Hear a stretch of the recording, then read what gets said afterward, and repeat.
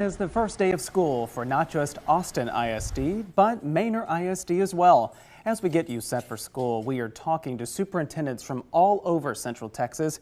If you have questions about school security, funding, whether your school has enough teachers, we're getting you those answers. Today, our Tom Miller brings us his conversation with Manor's superintendent. I know a lot of districts are still working on staffing up. How are your staffing levels, and are there enough teachers to serve all your students? We have enough teachers to serve our students. We're certainly not where we want to be. We're ahead of where we were last year. But vacancies are a challenge in Central Texas and all over the state of Texas. Ever since COVID, you've lost a lot of teachers. The rising cost of living, and the legislature hasn't given us any new money. So even though we've given a 2% raise and on top of a 5% raise last time, and we're one of the top starting salaries in Central Texas, we do still have some vacancies. And so if you got any teachers out there, we are hiring, and we offer some incredible stipends for teachers who also want to take on new duties. In fact, we offer a $17,000 stipend just for a teacher who wants to take on those extra students. Y'all have made an effort to recruit teachers from not only out of state, but out of the country. Why is that? Well, it's a couple of reasons. Obviously, the original reason is we had vacancies and we were looking to fill them. And so we started engaging companies that bring people over on visas to teach here in the United States.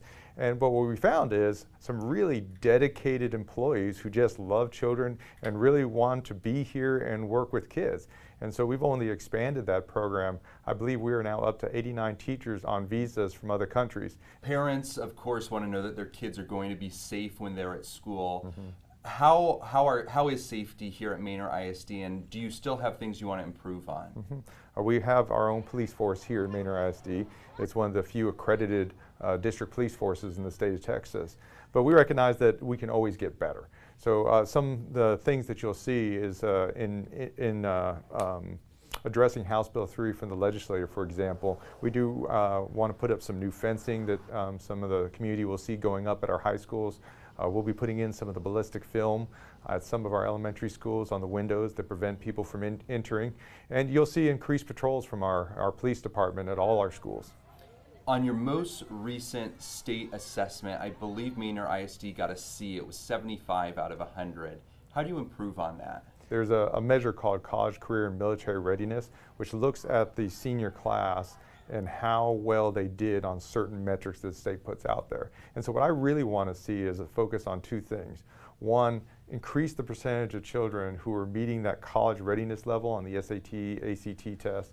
And then second, really increasing the number of students who go through a sequence of courses where they leave school, they have a certification that immediately gets them a job if they choose.